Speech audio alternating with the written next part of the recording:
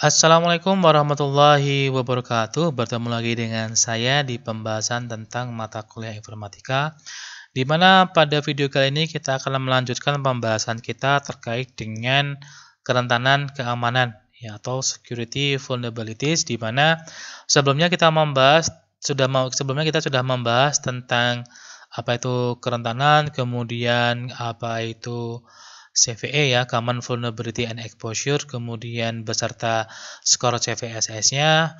Maka kali ini kita akan membahas tentang Indicator of Compromise atau IOC. Apa itu IOC dan apa hubungannya dengan kerentanan? Kita akan bahas pada video kali ini. Untuk sebuah organisasi IT, mengelola keamanan cyber adalah proses berkelanjutan, ya, di mana proses itu berhubungan dengan apa? Dengan mendeteksi dan menanggapi peristiwa yang mencurigakan, ya. Kemudian berhubungan dengan menanggapi insiden keamanan dan juga berhubungan dengan apa? Meningkatkan postur keamanan organisasi dengan cara memperbarui proses dan teknologi, ya. Kenapa? Di sini ketika memanage tentang keamanan cyber, maka di sini secara bersama-sama ada beberapa bagian dari tata kelola organisasi IT. Yang pertama ada yang namanya Computer Security Incident Response Team, ya, atau CISRT.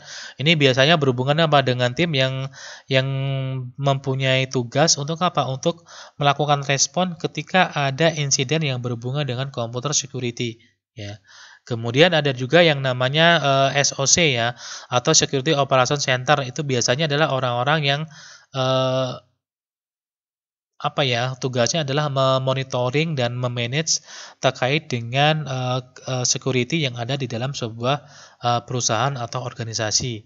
Dan juga di sini ada juga yang mirip juga, yaitu lembaga ataupun badan atau bagian yang disebut dengan Computer Emergency Response Team. Nah, di sini ketiga organisasi ini atau ketiga bagian ini itu secara bersama-sama bekerja untuk apa? Untuk menetapkan dan memelihara kebijakan keamanan yang ada. Kenapa? Karena ketika kita sudah mempunyai aset-aset yang penting yang harus dilindungi, maka di situ harus ada yang namanya kebijakan keamanan, di mana kebijakan keamanan ini akan mengatur semua hal-hal yang berhubung dengan keamanan aset, sistem, perangkat, dan lain sebagainya. Kemudian mereka juga secara proaktif mencegah serangan dunia maya, ya, serangan yang berasal dari dunia maya, di mana serangan itu nanti akan ditargetkan ke sistem ataupun jaringan yang sedang dikelola oleh sebuah perusahaan. Dan juga selain itu mereka juga bekerja untuk menanggapi peristiwa, insiden, dan bencana yang terjadi yang berhubungan dengan keamanan cyber di sini. Kemudian ketika dalam bekerja itu, maka salah satu hal yang harus mereka ketahui, harus mereka mendapatkan informasinya adalah yang berhubungan dengan yang namanya Indicator of Compromise atau IOC, ya. IOC ini adalah artefak data unik ataupun tanda-tanda yang berkorelasi kuat dengan keberadaan ancaman keamanan atau intrusi jaringan yang harus ditangani, ya. Artinya apa? Intinya ketika sebuah sistem itu sedang dieksploitasi, ya. Ini hubungannya dengan tadi, ya, hubungannya dengan vulnerability. Artinya apa? Artinya ketika seorang penjahat, ya, melakukan eksploitasi melalui kerentanan yang ada, maka nanti di situ secara langsung maka pasti akan ada tanda-tandanya di dalam sebuah sistem. Kenapa? Karena ya ada jargon bahwanya setiap hal yang dilakukan oleh seseorang dalam sebuah sistem pasti akan meninggalkan jejak. Nah, jejak-jejak ini atau tanda-tanda ini akan berkorelasi kuat dengan keberadaan ancaman keamanan ataupun intrusi jaringan yang harus segera ditangani. Jadi ketika sudah ada misalkan ada tanda-tanda seperti ini, otomatis itu harus segera direspon, ya, oleh beberapa bagian tadi. Agar apa? Agar misalkan kalau memang terjadi intrusi secara nyata, maka itu bisa segera ditangkal, ya. Atau mungkin segera bisa dilakukan penyelamatan terhadap aset-aset yang sangat sensitif yang kira-kira aset itu ya, menjadi sesuatu yang ditargetkan oleh si penyerang seperti itu. Dan di sini IOC ini juga dapat didefinisikan sebagai bukti yang menunjukkan bahwasanya pelanggaran data mungkin telah terjadi, ya. Bahwasanya telah terjadi pelanggaran data, telah terjadi pencurian data, telah terjadi telah terjadi akses ilegal ke dalam sebuah sistem.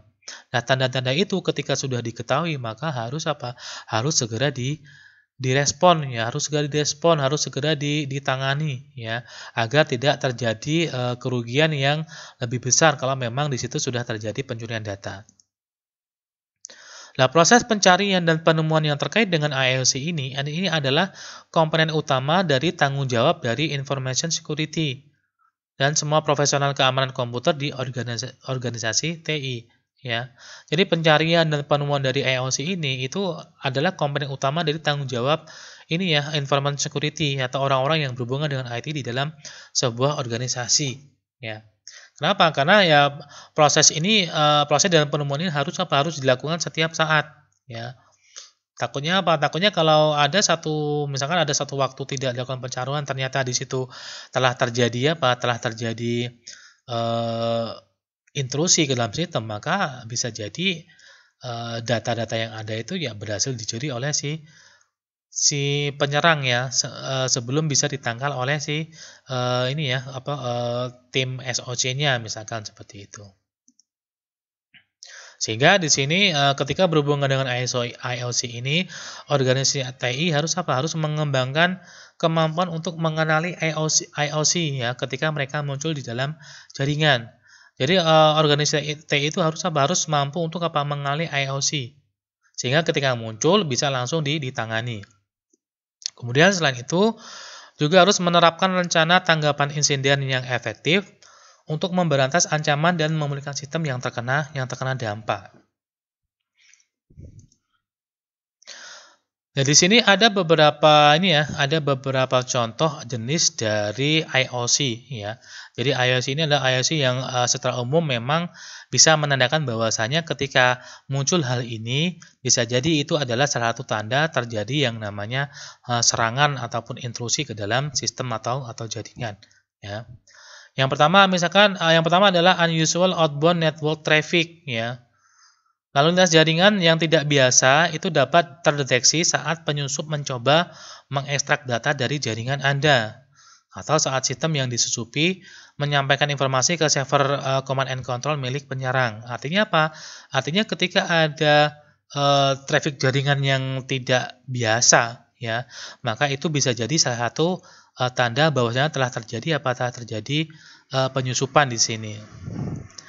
Kemudian yang berikutnya adalah anomalies in privileged user account, ya, yaitu ketika operator keamanan melihat perilaku mencurigakan yang berasal dari akun pengguna yang memiliki hak istimewa.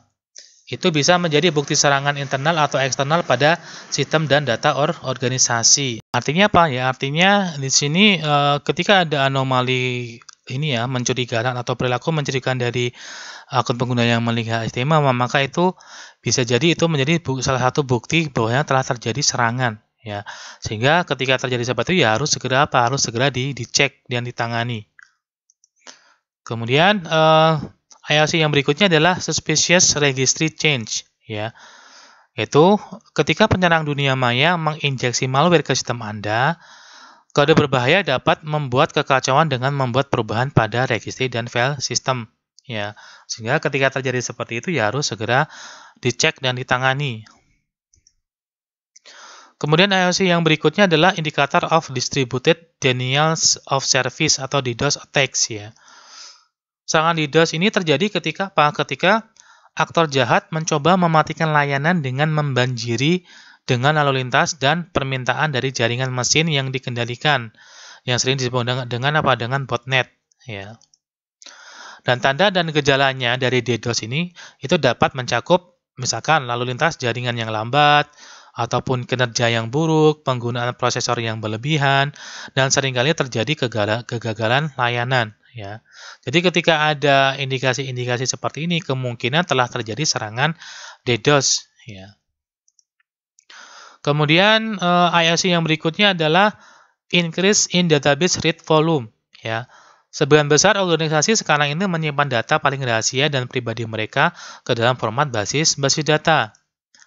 Dan ketika terjadi lonjakan volume pembacaan basis data, ini menjadi indikator bahwasanya ada upaya untuk percobaan menyusup ke dalam data Anda, ya.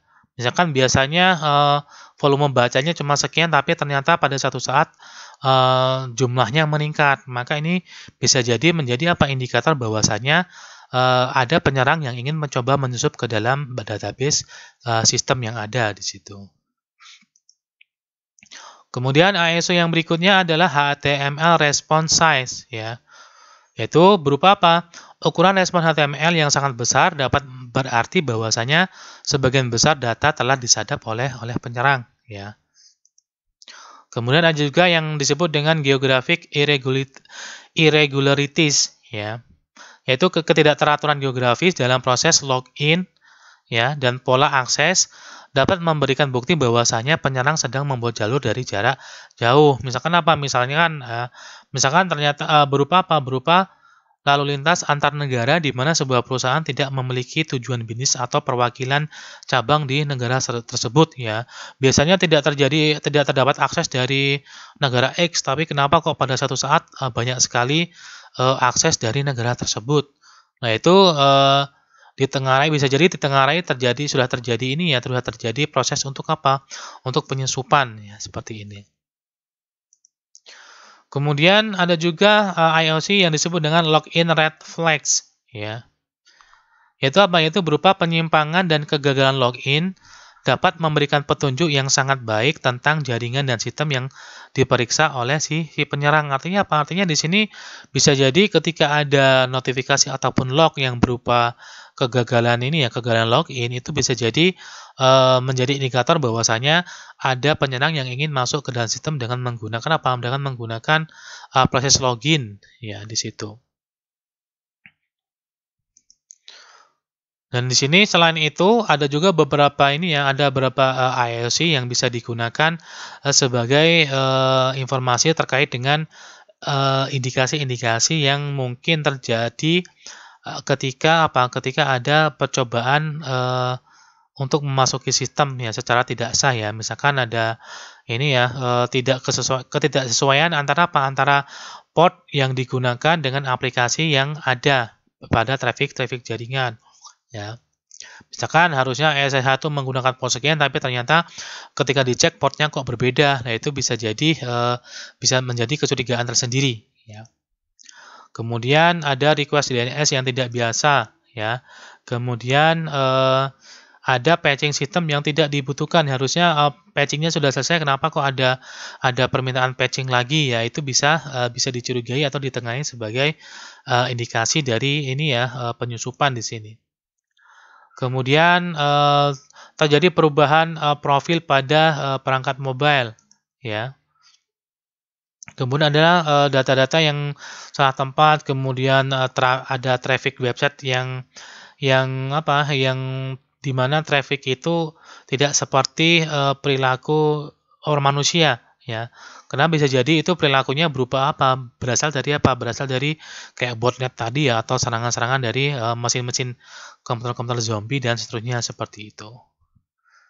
Kemudian terdapat file yang tidak dikenal, ya, file aplikasi atau proses yang tidak kenal di dalam sistem, itu juga bisa menjadi satu IOC, ya, indicator of compromise di sini.